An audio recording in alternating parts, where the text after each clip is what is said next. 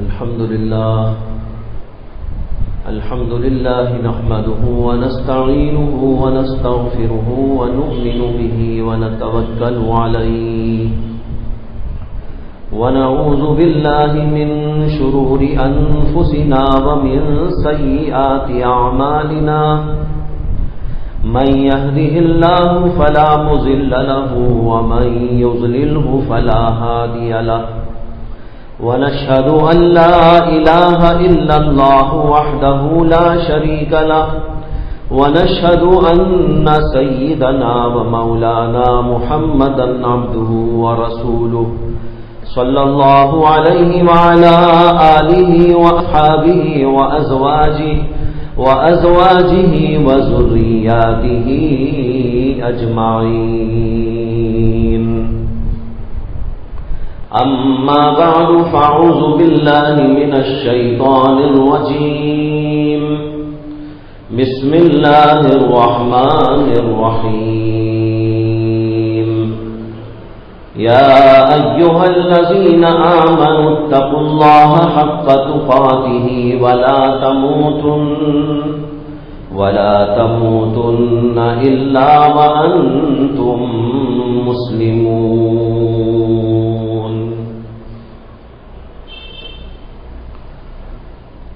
محترم حضرات، بھائیوں، بزرگوں اور دوستوں، ایک آیت اس وقت تلاوت کی گئی ہے جس میں اللہ تعالیٰ کا ارشاد ہے کہ اے ایمان والو، اللہ تعالیٰ سے ایسا ڈرو جیسے کہ اس سے ڈرنے کا حق ہے.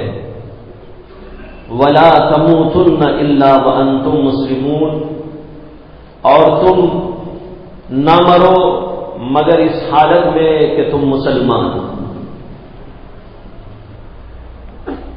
اس آیت میں دو باتوں کا حکم دیا گیا ہے اور دونوں باتوں کا خطاب اہل ایمان، اہل اسلام سے.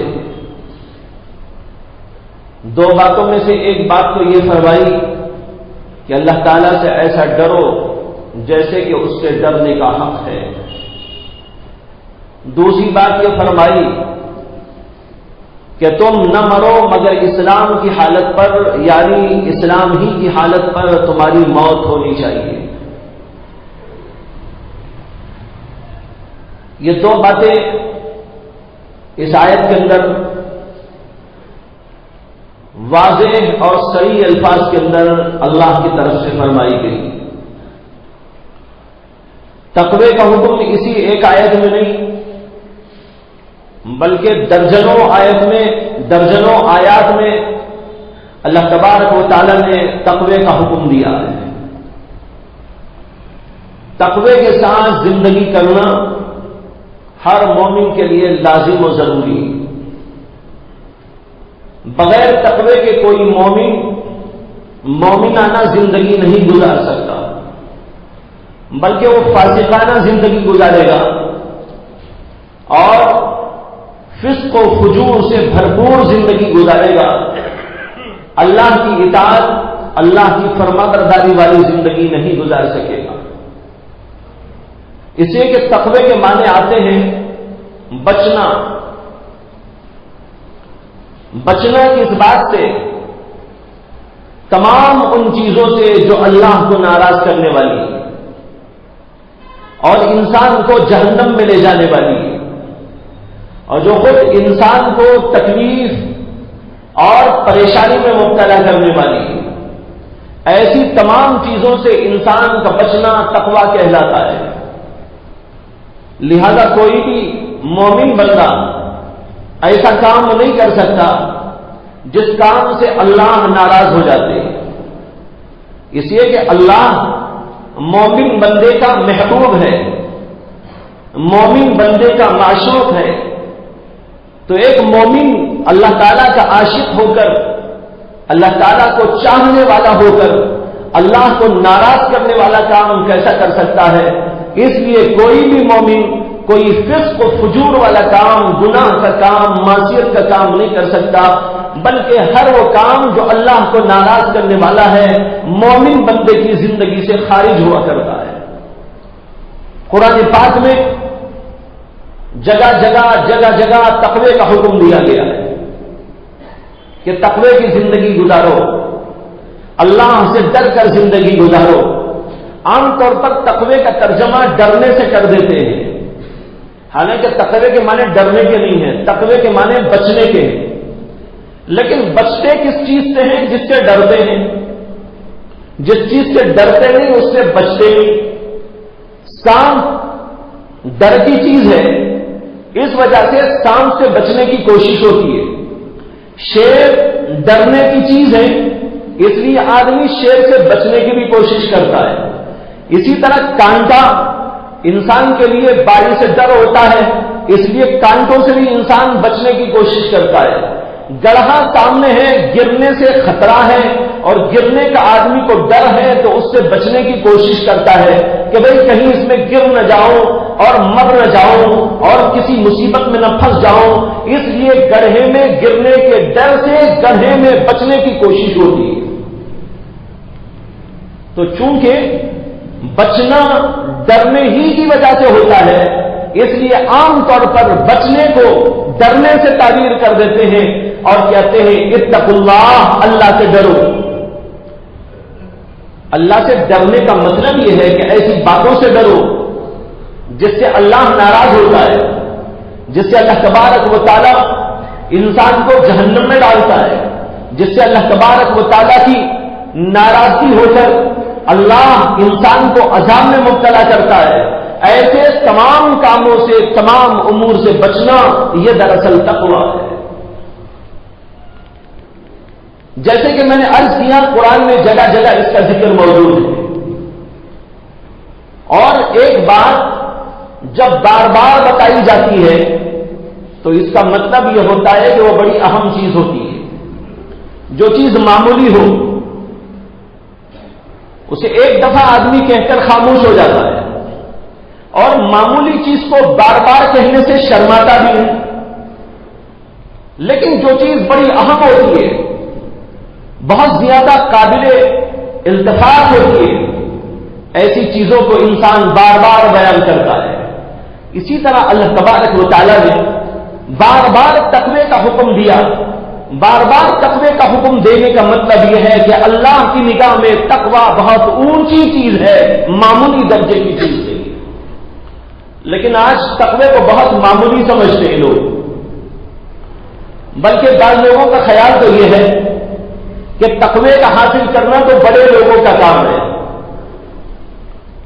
کوئی جنید بغدادی ہو اور حضرت شبلی جیسی شخصیت ہو، بایزید بستانی کوئی ہو، خواجہ معین الدین اجمیری ہو، یا گیسو دراز رحمت اللہ علیہ ہو، حضرت خواجہ نظام الدین اولیاء ہو، امام غزالی ہو، امام بخاری اور ابو حنیفہ ہو، کوئی امام مالک اور کوئی شافعی ہو، ارے ان لوگوں کا کام ہے تقوی، تقوی کی زندگی گزارنا۔ ہم جیسے لوگ تقوی سے کہاں رہ سکتے ہیں؟ اس لیے یہ تقوی کا حکم ہمارے لیے نہیں، یہ انتہائی بھونڈی بات ہے۔ اللہ نے قرآن میں تمام مسلمانوں سے خطاب کیا ہے۔ اللہ نے یہ نہیں کہا کہ اے مخصوص لوگوں، بلکہ اللہ نے کہا یا ایھا الذین آمنوا، اے ایمان والو۔ اور ایک جگہ نہیں، کئی جگہ اللہ نے مومنوں سے خطاب کر کے یہی حکم دیا ہے کہ اللہ سے ڈر کر زندگی گزارو، تقوی کی زندگی گزارو۔ معلوم ہوا کہ ہر مومن پر فرض ہے کہ وہ تقوی اختیار کرے۔ جیسے اللہ نے قرآن میں اقیم الصلاۃ فرمایا، نماز قائم کرو، اور فرمایا زکات ادا کرو، اسی طرح اور بہت سارے احکامات دیے۔ ہر مومن پر نماز فرض ہو گئی، ہر مومن پر جس کے پاس مال موجود ہو نصاب کے برابر اس کے اوپر زکات فرض ہو گئی۔ اسی طرح جو حج کرنے کے لیے جانے کی سکت اور طاقت رکھتا ہو اس کے اوپر حج فرض ہو گیا۔ تمام مسلمان جو بھی اس قسم کے ہو ان کے اوپر یہ فرض ہو جاتے ہیں۔ اسی طریقے پر جب اللہ نے کہا یا ایھا الذین آمنوا اتقوا اللہ، کیا اے ایمان والو تقوی کی زندگی اختیار کرو، تو خطاب تمام مؤمنین سے ہے، کسی خاص طبقے سے نہیں ہے، مخصوص قسم کے لوگوں سے نہیں ہے، مخصوص کیٹیگری سے نہیں ہے، بلکہ تمام مسلمانوں سے اللہ نے خطاب کرتے ہوئے کہا ہے کہ تم کو تقوی اختیار کرنا چاہیے۔ معلوم ہوا کہ تمام مسلمانوں پر تقوی اختیار کرنا فرض ہے۔ اب غور کیجئے کہ اس فرض پر کتنے لوگ عمل کر رہے ہیں۔ بہت سارے لوگ نماز نہیں پڑھتے، اسی طرح بہت سارے لوگ تقوی کو بھی چھوڑے ہوئے ہیں، بہت سارے لوگ رمضان کا مہینہ آتا ہے روزے نہیں رکھتے، اسی طرح بہت سارے لوگ بلکہ بیشتر مسلمان ایسے ہیں جن کی زندگی تقوی والی زندگی نہیں ہے بلکہ فسق و فجور سے بھری ہوئی زندگی۔ بھائیوں، فسق و فجور سے بھری ہوئی زندگی یہ کوئی زندگی نہیں، یہ ذلت و خالی ہے، اس کا نام بندگی و غلامی نہیں ہے۔ جو اللہ کا بندہ ہو، جو اللہ کا غلام ہو، وہ اللہ کی غلامی میں زندگی کرتا ہے، اس کی زندگی کا لمحہ لمحہ تقوی کے ساتھ میں گزرتا ہے، وہ اپنی آنکھوں پر، دل پر، زبان پر، ہاتھ پیر پر، سب چیزوں پر پابندی لگا کے رکھتا ہے کہ اس لیے کہ اللہ تبارک و تعالیٰ نے مجھے تقوی کی زندگی گزارنے کا حکم دیا ہے، اس لیے آنکھ سے کوئی ایسا کام نہیں کروں گا جو اللہ کو ناراض کرنے والا ہو، زبان سے کوئی ایسی بات نہیں بولوں گا جو اللہ کو ناراض کرنے والی ہو، کان سے کوئی ایسی بات نہیں سنوں گا جو اللہ کو ناراض کرنے والی ہو، ہاتھ پیر سے کوئی ایسی حرکت نہیں کروں گا جو اللہ کو ناراض کرنے والی ہو، اس لیے کہ اللہ کو ناراض کرنے والی جو بھی بات ہے وہ تقوی کے خلاف ہے۔ اب بیشتر لوگوں کا حال یہ ہے کہ ان کی کوئی چیز قابو نہیں۔ یہ مضمون تقوی کا اس لیے بھی عرض کر رہا ہوں کہ ابھی رمضان مبارک کا مہینہ قریب سے قریب تک آتا جا رہا ہے، اور اللہ تبارک و تعالیٰ نے بتایا ہے کہ رمضان میں روزوں کی فرضیت اور مشروعیت اللہ کی طرف سے اس لیے کی گئی تاکہ انسان کے اندر تقوی پیدا ہو جائے۔ یا ایھا الذین آمنوا کتب علیکم الصیام کما کتب علی الذین من قبلکم لعلکم تتقون، اے ایمان والو تمہارے اوپر روزوں کو فرض کیا گیا ہے جیسے کہ پچھلے لوگوں پر روزے کو فرض کیا گیا تھا۔ یہ فرض کیوں کیا گیا؟ لعلکم تتقون، تاکہ تم تقوی والے ہو جاؤ۔ معلوم ہوا کہ اب رمضان آ رہا ہے، ہم کو تقوی والا بنانے کے لیے، متقی پرہیزگار بنانے کے لیے، اللہ والا بنانے کے لیے، ہماری ہر چیز کو کنٹرول میں رکھنے کی تعلیم دینے کے لیے رمضان کے اندر روزوں کو اللہ نے فرض کر کے یہ بتایا ہے کہ جیسے رمضان کے دنوں میں تمہارے اوپر پابندی لگ گئی کہ کھانے سے، پینے سے اور اپنی خواہشات کو پورا کرنے سے تم کو رکا رہنا ضروری ہے، اسی طرح رمضان گزر جانے کے بعد بھی میرا قانون تمہارے پاس میں آئے کہ تمہاری آنکھ سے غلطی نہ کرو تو تم کو اس پر عمل کرنا چاہیے، زبان غلط استعمال نہ کرو تو اس کے اوپر پابندی کرنا چاہیے، اس طرح پوری زندگی تمہاری تقوی ہی کے ساتھ میں گزرے، اس لیے روزوں کو فرض کیا گیا ہے۔ تو لہذا ہمیں تقوی کے مضمون کو سمجھنے کی ضرورت ہے اور ہمارے اندر یہ جذبہ پیدا کر لینے کی ضرورت ہے کہ ہم متقی و پرہیزگار بندے بن کر رہے ہیں۔ جیسے ابھی میں نے عرض کیا، بہت سارے لوگوں کا یہ باطل خیال، غلط گمان ہے کہ وہ سمجھتے ہیں یہ صرف بعض لوگوں کے لیے ہے، بڑے بڑے لوگوں کے لیے تقوی کا حکم ہے۔ نہیں بھائیوں، تمام مسلمانوں کے لیے حکم ہے۔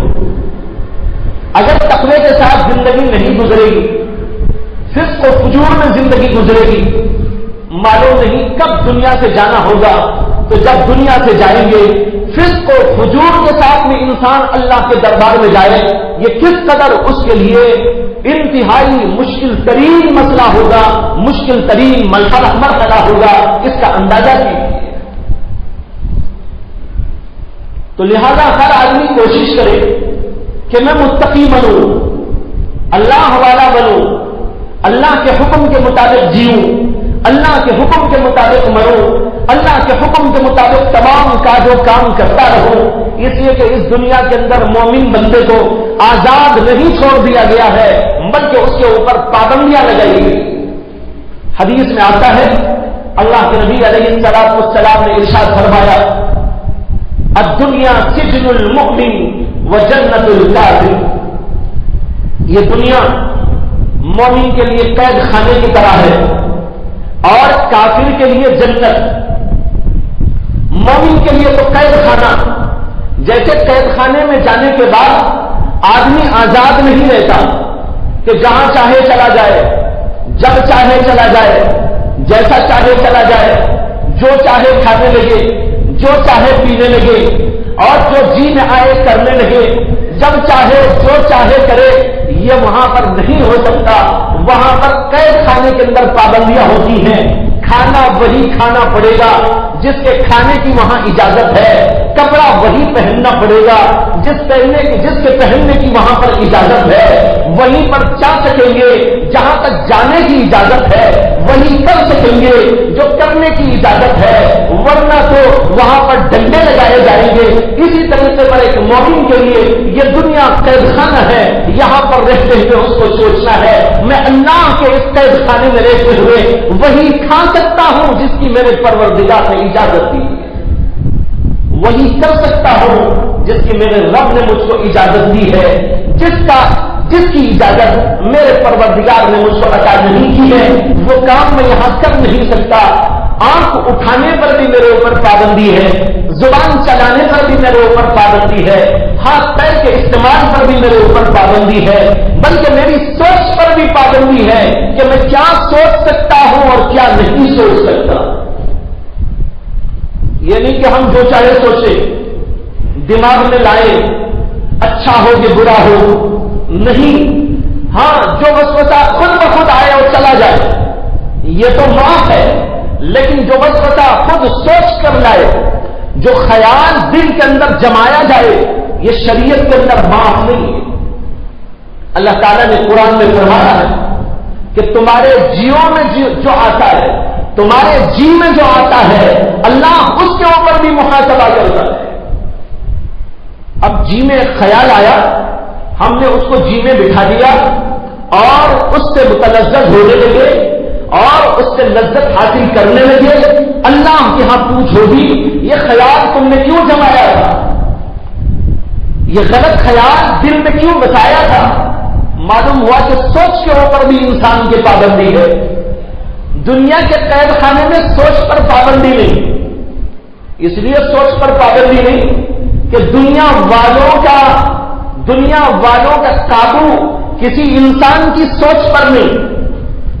بڑے سے بڑا بادشاہ ہو لیکن اسے کیا پتا چلے گا کہ اس کی رعایا اور اس کی پبلک میں جو لوگ ہیں وہ کیا سوچ رہے ہیں، کیا ان کے دل میں آ رہا ہے، کیا دل میں جما رہے ہیں، وہ تو کسی بڑے سے بڑے بادشاہ کو بھی پتا نہیں چل رہا۔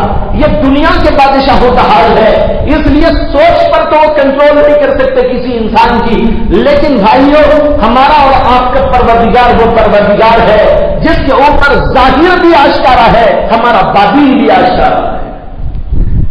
اللہ نے قرآن میں کہا کہ یعلم خائنۃ الاعین وما تخفی الصدور، یہ دو جملے کہتے ہیں اللہ تعالیٰ کی ذات و ذات ہے یعلم خائنۃ الاعین کہ تمہاری آنکھوں کی خیانت کو بھی وہ جانتا ہے۔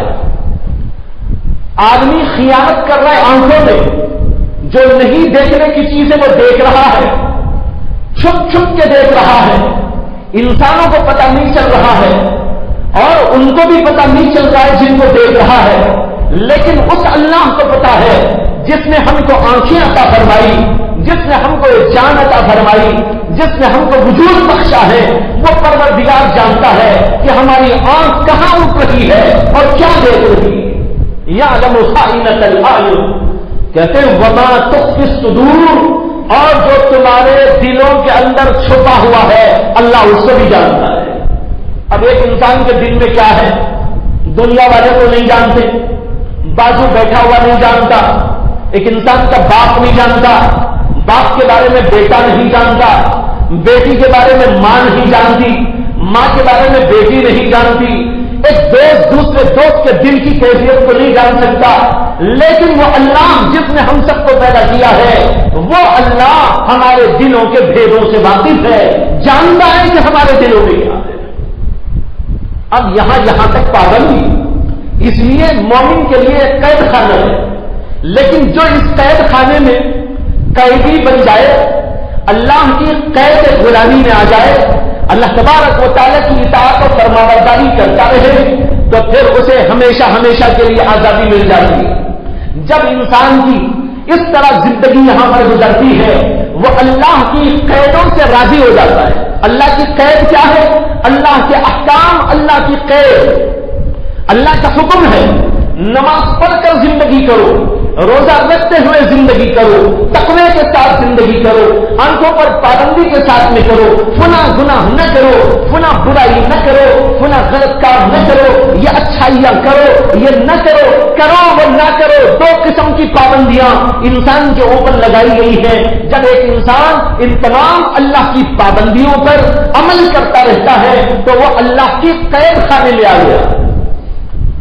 اب اللہ کی قیدوں پر جو راضی ہو گیا، اللہ کی غلامی پر راضی ہو گیا، اور دل میں وہ کہنے لگا میرے اللہ نے مجھے قید میں ڈالا ہے، مجھے نماز کی قید لگائی، میرے اوپر روزے کی قید لگائی، میرے اوپر زکات دینے کی قید لگائی، میرے اوپر حج کرنے کی قید لگائی، میرے اوپر آنکھوں پر پابندی لگائی، میری زبان پر پابندی لگائی، میرے کھانے اور پینے پر پابندی لگائی، میرے کپڑوں کے اوپر بھی پابندی لگائی، اور بہت ساری چیزوں پر میرے رب نے میرے اوپر پابندی لگائی۔ یہ ساری پابندیاں میں دل سے قبول کرتا ہوں، اس لیے کہ یہ ساری پابندیاں میری بھلائی کے لیے میرے رب نے مجھ کو دی۔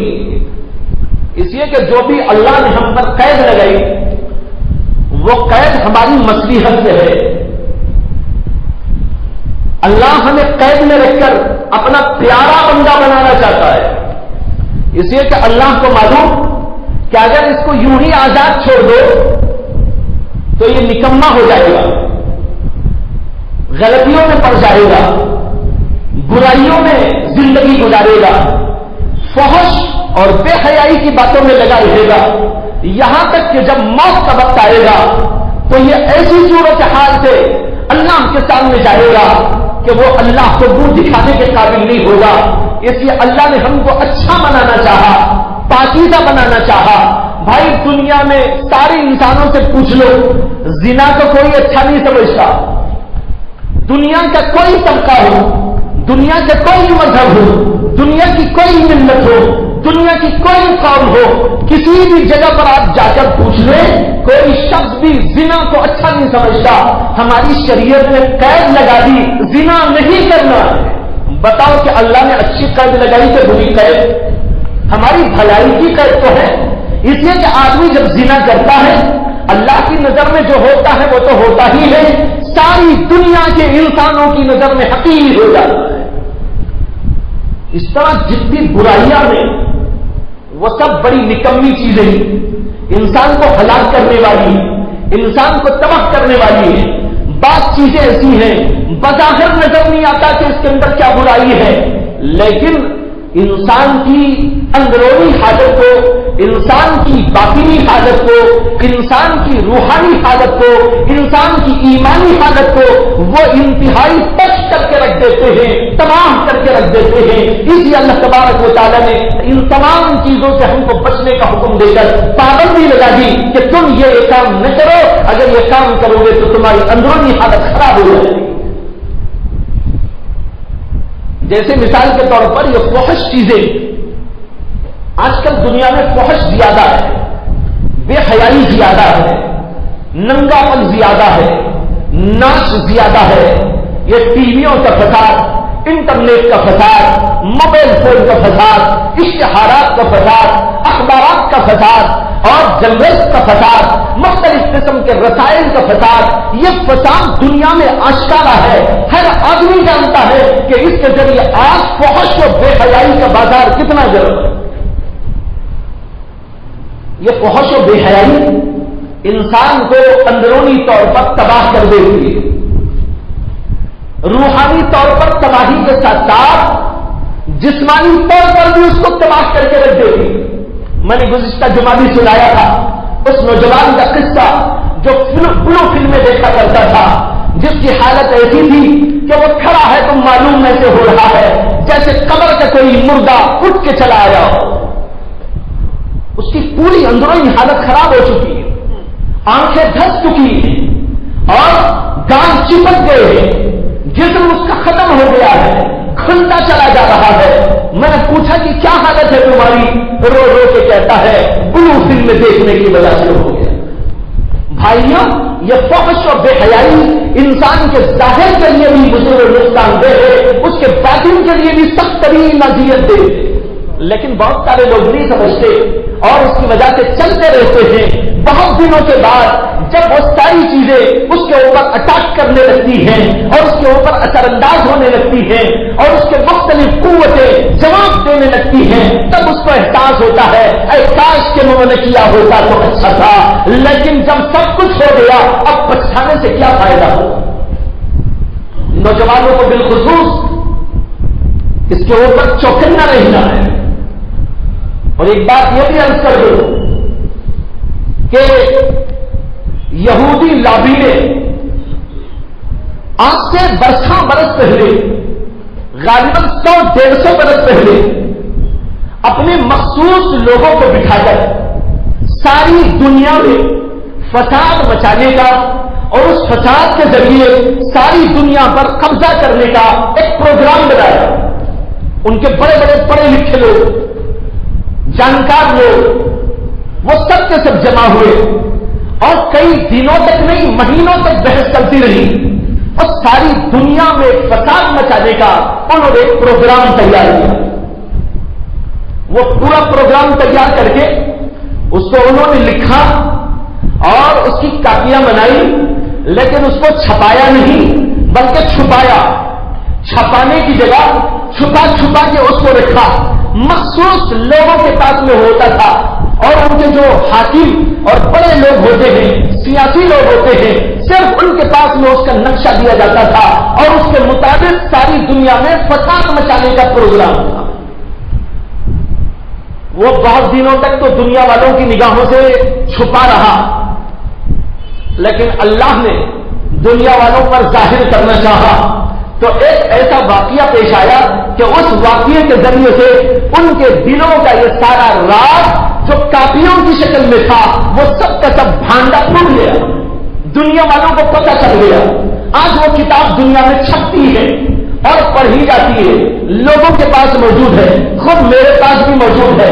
پہلے تو وہ فرانسیسی میں ترجمہ ہوا، فرانسیسی کے بعد انگریزی میں ترجمہ ہوا، انگریزی کے بعد اور زبانوں میں ترجمہ ہوا، پھر انگریزی زبان کی مدد سے عرب کے علماء نے اس کا عربی میں ٹرانسلیشن کیا، عرب علماء کے ٹرانسلیشن کے بعد اس کو سامنے رکھ کر، انگریزی کو سامنے رکھ کر ہندوستان میں بھی اس کا اردو میں ترجمہ ہو گیا، اردو میں بھی اس کا ترجمہ آج ملا چل رہا ہے۔ اس کے اندر جو باتیں لکھی ہوئی ہیں ان میں سے ایک بات سنانا چاہتا ہوں بالخصوص نوجوان طبقے کے لیے۔ اس کے اندر لکھا ہوا ہے کہ یہودیوں کو اگر ساری دنیا پر حکومت کرنا ہے تو ان کے لیے ایک کام یہ بہت ضروری ہے کہ جتنے بھی ذرائع ابلاغ ہیں، ذرائع ابلاغ سمجھتے ہیں، آج تو اردو میں نہیں سمجھتے، عربی کا سمجھیں گے۔ ذرائع ابلاغ یعنی میڈیا، میڈیا بولتے ہی سب کو سمجھ میں آ جائے گا۔ ذرائع ابلاغ نبی کی زبان نہیں سمجھ میں آئے گی، اللہ کی زبان نہیں سمجھ میں آئے گی، مولویوں کی زبان نہیں سمجھ میں آئے گی، ڈھیروں شماروں کی زبان جلدی سمجھ میں آ جائے گی۔ لا حول ولا قوت الا باللہ۔ بھائیوں، ہمیں اپنی زبان کو بھی زندہ رکھنا ہے۔ یاد رکھو، جو اپنی زبان کو زندہ نہیں رکھتا وہ قوم کبھی زندہ نہیں رہتی۔ وہ قوم زندہ قوم ہے جس کی زبان زندہ ہو، جس کا رسم الخط زندہ ہو، جس کی زبان کے ذریعے اس کی تاریخ زندہ ہو، اور جس کی زبان زندہ نہ ہو وہ قوم مردہ ہو جاتی ہے۔ آج ہماری قوم اس لیے مردہ ہو گئی کہ انہوں نے اپنی زبان کے اوپر زور دینا چھوڑ دیا، دوسری زبانوں کو ترجیح دینی شروع کر دی۔ چند سال پہلے بنگلور کے اندر ایک جلسہ مقرر کیا گیا اور فروغ اردو کے واسطے، اردو کو ترقی دینے کے لیے، اردو کی ترقی کا کوئی پروگرام، اس کے کچھ کارندے میرے پاس آئے، انہوں نے دعوت نامہ دیا اور کہا کہ جلسہ ہے ترقی اردو کے واسطے، ایک مہم چلائی جا رہی ہے، اس میں آپ کو دعوت دینے کے لیے آئے، یہ اس کا رقعہ ہے۔ میں نے رقعہ دیکھا پورا انگریزی میں لکھا ہوا ہے۔ ارے فروغ اردو کے واسطے کام کرنے والے لوگ، ترقی اردو کے واسطے جان دینے والے لوگ جب خود اپنی زبان کو مردہ بنا کر آئیں گے تو تمہاری اس جو ہے تحریک کے اندر جان کیسے پڑ سکتی ہے؟ تحریک تو اٹھائی فروغ اردو، ترقی اردو، لیکن اس کا جو دعوت نامہ چھاپا ہے وہ انگریزی میں چھاپ کے لایا گیا۔ میں یہ نہیں کہتا کہ انگریزی میں دعوت نامہ چھاپنا حرام ہے، لیکن یہ تو ضرور کہوں گا آپ کے لیے زندگی کی جگہ موت کا پیغام بھی ہے۔ یہ تو ہے اپنی جگہ، یہ نہیں کہ بھائی یہ جائز ہے کہ نہ جائز۔ بہت سارے لوگ بڑے بیوقوف ہوتے ہیں اور جب ہم کہتے ہیں کہ بھائی یہ انگریزی میں کیوں، تو کہتے ہیں کیا انگریزی حرام ہے؟ انگریزی حرام نہیں، لیکن تمہارے اندر کی انگریزیت حرام ہے۔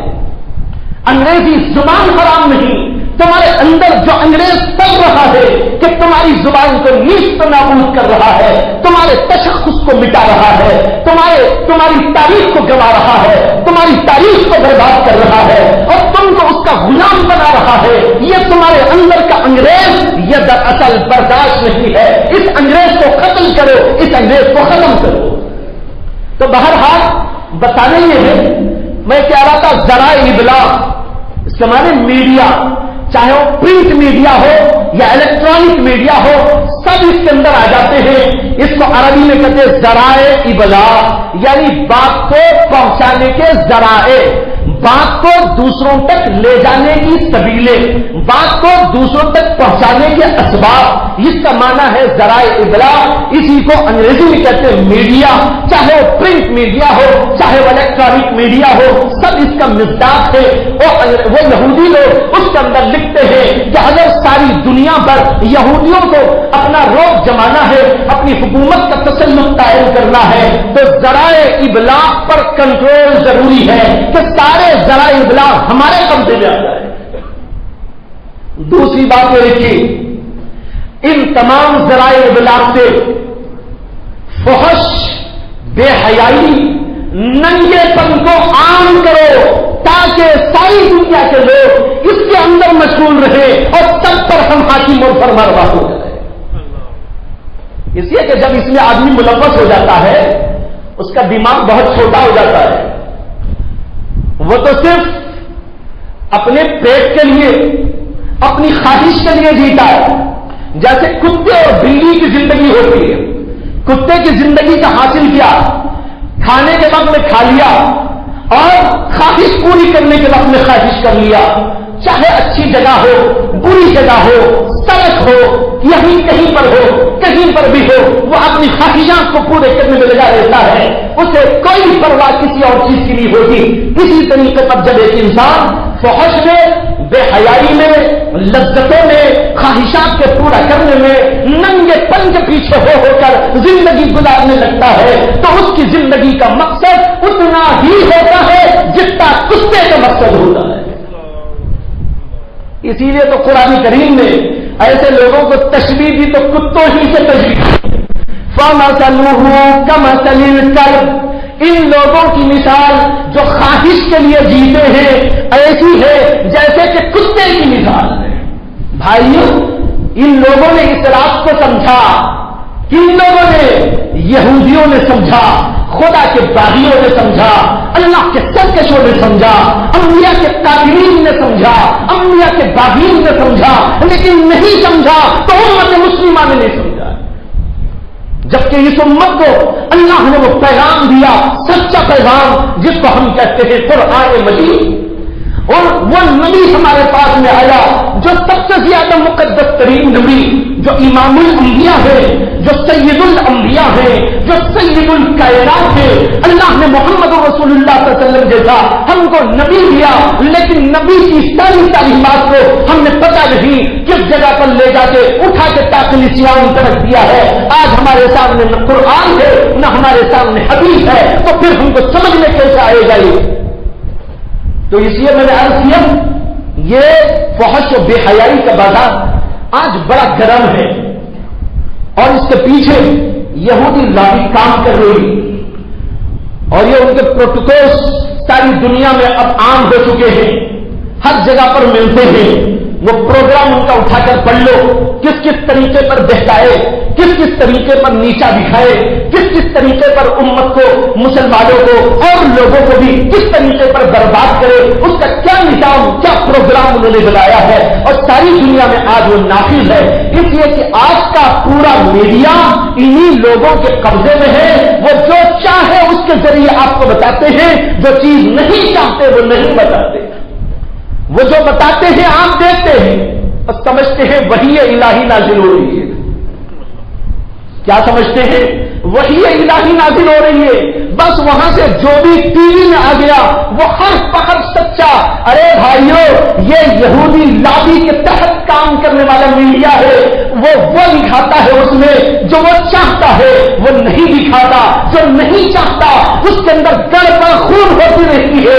وہ اہل علم جانتے ہیں, اہل فہم جانتے ہیں, اہل بصیرت جانتے ہیں, اہل سیاست جانتے ہیں, اہل تجربہ جانتے ہیں, لیکن عام لوگوں کی آنکھوں میں دھول جھونک کر یہ سمجھایا جاتا ہے کہ ہم نے سچ کو تمہارے سامنے رکھ دیا, اور ساری دنیا اس کو سچ سمجھتی چلی جاتی ہے.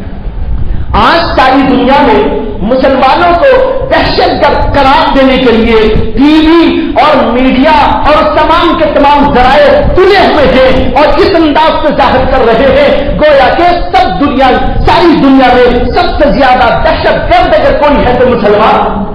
کیا یہ سچ ہے یا جھوٹ ہے؟ بولو بھائی. 100% جھوٹ ہے, لیکن 100% جھوٹ کو بار بار دہرایا جا رہا ہے, بار بار ٹی ویوں میں بیان کیا جا رہا ہے, اخبارات کے اندر لایا جا رہا ہے, ذرائع ابلاغ کے ذریعے کانوں میں ٹھونسا جا رہا ہے, اور کانوں کے ذریعے اندر گھسایا جا رہا ہے, یہاں تک کہ ہمارے بہت سے بھائی یہ سمجھنے لگے ہیں واقعی مسلمان بڑے دہشت گرد ہو گئے. لا حول ولا قوت الا باللہ. انہوں نے جو دکھایا آپ نے دیکھا. آپ کے پاس کون سی طاقت ہے, آپ کے پاس کون سا میڈیا ہے, آپ کے پاس کون سے ذرائع ہیں, آپ کے پاس تفتیشی کون سا محکمہ ہے کہ اس تفتیشی مرحلے کے ذریعے سے آپ جانچ کریں کہ یہ آنے والی خبر سچی خبر ہے کہ جھوٹی خبر ہے, یہ بولنے والے سچ بول رہے کہ جھوٹ بول رہے ہیں. اس کے لیے نہ ہمارے پاس, نہ آپ کے پاس, نہ کسی اور کے پاس کوئی محکمہ موجود ہے. وہ جو بولتے ہیں ہم مانتے ہیں, جو وہ کہتے ہیں ہم کہتے ہیں, جو وہ سناتے ہیں ہم سنتے ہیں, جو وہ دکھاتے ہیں ہم دیکھتے ہیں. یہ صورتحال ہے بھائیوں, اس لیے چوکنا رہنے کی ضرورت ہے. بہرحال یہ الگ ٹاپک. جو بات اصل تھی وہ یہ تھی کہ آج ان تمام ذرائع سے ساری دنیا کو فحش و بے حیائی میں مبتلا کرنے کی کوشش ہو رہی ہے. اور ایک بات یہ بھی ہے, ہمارے جو اخبارات, اپنے اخبارات ہیں, اردو اخبارات یا دوسری زبان کے بھی جو اپنے اخبارات, وہ لوگ بھی اس سازش کے شعوری یا غیر شعوری طور پر اس طرح آلے کار ہو چکے ہیں کہ وہ بھی اسی چیز کو لے کر پھیلا رہے ہیں. اٹھاؤ کوئی بھی مسلمان کا اخبار اور اس کو پڑھو, کہیں خبریں ہیں اور کہیں کچھ ہے, کہیں قرآن کی آیتیں ہیں, کہیں کسی مولانا کا مضمون ہے, کہیں تفسیر کا ایک کالم ہے, اور کسی جگہ پر جو ہے کوئی بحث مباحثہ ہے. تو مختلف جگہ پر آپ کی آنکھیں دیکھ کر حیرانی میں مبتلا ہو جائیں گی کہ ننگی تصویروں سے تمام اخبارات بھرے ہوئے ہیں.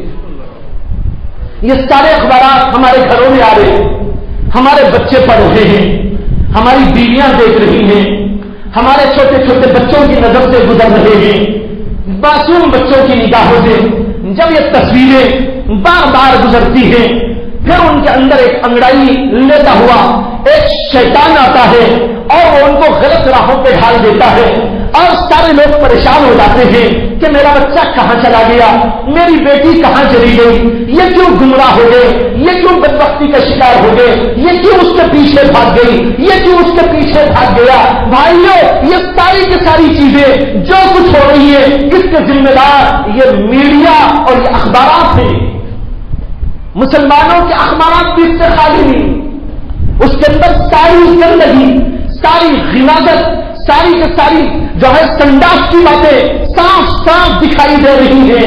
ایک طرف قرآن کا مضمون ہے، اسی کی پشت پہ ننگی تصویر ہے، قرآن کی آیت ایک طرف کو لکھی ہوئی ہے، اس کی پشت پر آپ پھرا کے دیکھیں تو انتہائی بے شرمی کے مناظر ہیں۔ بھائیوں، اس کی وجہ سے خدا کی طرف سے لعنت نہ آئی تو کیا ہے؟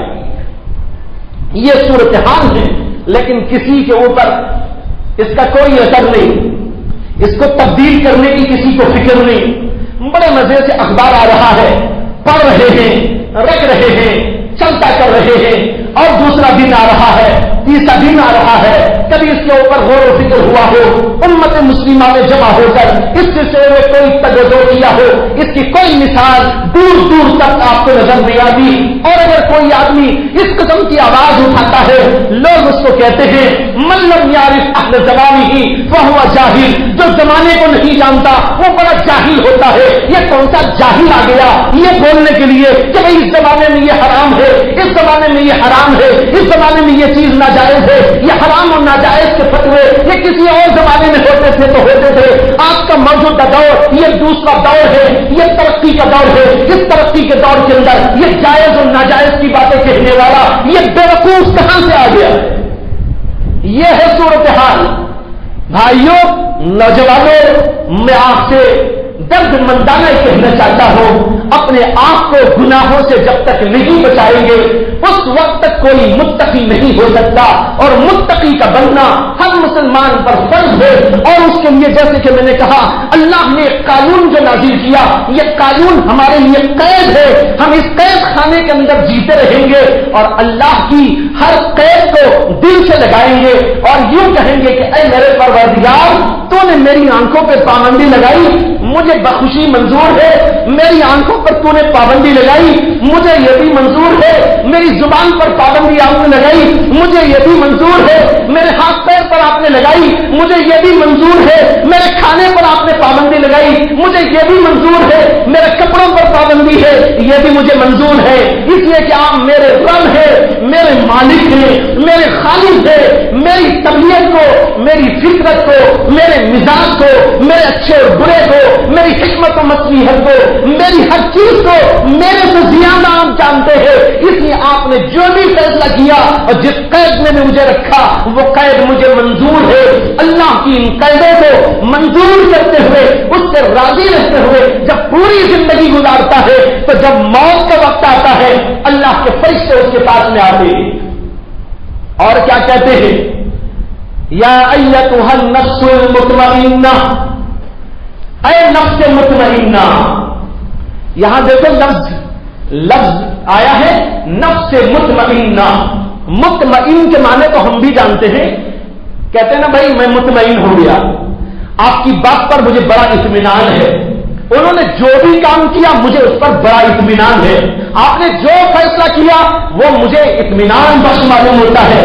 کیا مطلب؟ میں اس پر راضی ہوں۔ اس طرح جب ایک انسان اللہ کی انسانی قیدوں کو، اللہ کے انسانی احکامات کو لے کر زندگی گزار کر آخری وقت میں پہنچتا ہے، تب اللہ کے فرشتے اس سے یوں خطاب کرتے ہیں، یا ایتھا النفس المطمئنہ، اے اللہ کے احکام پر مطمئن ہو جانے والے نفس۔ یہ کب بولے گا فرشتہ؟ جب زندگی میں اللہ کے احکام پر اطمینان ہوگا، اور جو کہے گا کہ بھئی یہ کیا اللہ کا حکم بڑا مشکل ہے، یہ نہ دیکھو، وہ نہ سنو، یہ نہ کھاؤ، وہ نہ پیو، یہ نہ کرو، وہ نہ کرو، یہ بڑی مشکلات ہیں، یہ اللہ کے دین میں بڑی مشکلات، یہ کون اس کو برداشت کرے گا، مجھ سے تو ہو نہیں سکتا۔ جیسے ایک جاہل کہہ گیا تھا کہ دریا کے بیچ میں ہم کو باندھ دیا ہے، درکار دریا بندم کر گئی، بازمی گوئے کہ دامن تر وصول. ایک آدمی کہتا ہے کہ دریا کے بیچ میں لا کے ہم کو باندھ دیا ہے، اور پھر بھی کہتا ہے خبردار خبردار تیرا دامن تر نہیں ہونا چاہیے. کیسے ہو سکتا ہے؟ جب ہم کو دریا کے بیچ میں باندھا ہے، دامن تو تر ہوگا، میں بھی تر ہوں گا، میرے کپڑے بھی تر ہوں گے، تر نہ ہو یہ کیسے کہہ دیا؟ یہ اللہ پر اس نے اعتراض کیا اور کہا کہ اس دنیا میں ہم کو چھوڑ دیا ہے، جدھر دیکھو ادھر بلائیں، مصیبتیں، پریشانیاں، فحاشیاں، عرماریاں، بدبختیاں، یہاں سے وہاں تک گناہ ہی گناہ نظر آتے ہیں.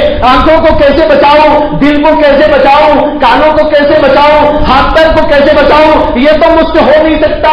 یہ سمندر میں، گناہوں کے سمندر میں خدا نے ہم کو رکھ دیا، اور پھر بھی کہتا ہے ہوشیار کہ تو آنکھ نہ اٹھائے، کان نہ کھولے، زبان نہ کھولے، ہاتھ نہ چلائے، پیر نہ اٹھائے. یہ کیسے ہو سکتا ہے؟ یہ تو ہم سے ہو نہیں سکتا. یہ اللہ پر اس شخص نے اعتراض کیا تھا. حضرت مولانا اشرف علی تھانوی کہتے ہیں جس نے بھی یہ شعر کہا وہ کافر انسان ہے، مومن نہیں. خدا پر اعتراض. یہ لوگ جب انتقال کریں گے ان کو نفس مطمئنہ کو تھوڑا ہی کہا جائے گا. ایسے بندے تو وہ ہوتے ہیں جن کے دلوں سے ایمان نکل چکا ہوتا ہے.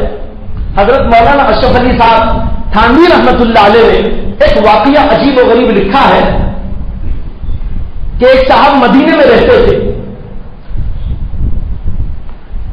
اور اچھے خاصے دیندار آدمی تھے. ان کا انتقال ہو گیا اور ان کا انتقال ہو کر ان کو مدینے میں دفن کر دیا گیا. اس انتقال کے موقع پر اور وہاں کی ان کی تدفین کے موقع پر ایک عالم بھی ان کے ساتھ وہاں موجود تھے. اس کے بعد وہ عالم صاحب اپنے کسی کام سے فرانس آئے. فرانس میں ان کے ہاتھ پر ایک لڑکی مسلمان ہوئی اور وہ اس کو پڑھایا کرتے تھے. بڑی دیندار، بڑی خوف و خشیت و تقوی والی. اس نے علم دین حاصل کیا اور جب وہ مولانا وہیں رہتے تھے تو اسی درمیان میں اس کا انتقال ہو گیا. تو اس کو دفن کرنے کے لیے لے کر گئے. دفن کرنے کے لیے جب قبرستان گئے اور اس کے لیے قبر کھودی تو بازو کی جو قبر ہے وہ قبر کچھ کھلی کھلی نظر آئی. تو لوگوں نے جھانکنا شروع کر دی. وہ مولانا بھی کھڑے کھڑے ان کی نظر پڑی تو چہرہ بھی کھلا ہوا نظر آیا. دیکھا تو بالکل وہی شکل ہے جو مدینے میں انہوں نے ان صاحب کو دفن کیا تھا. بالکل وہی شکل ہے.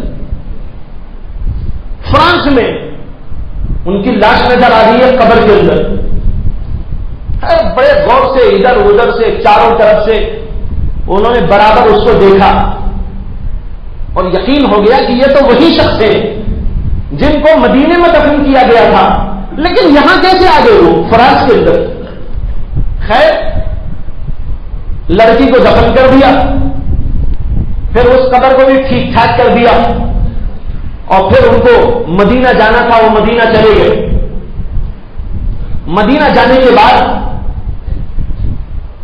اس آدمی کے گھر والوں کے پاس وہ گئے اور جا کر خیر خیریت پوچھی اور پھر اس کے بعد میں ان کے احوال پوچھے ان کی بیوی سے کہ تمہارے شوہر جن کا انتقال ہو گیا تھا چند ماہ پہلے، میں بھی یہاں موجود تھا، ان کو دفن کرتے وقت میں موجود تھا، ان کے کچھ احوال معلوم کرنا چاہتا ہوں، کیسے آدمی تھے؟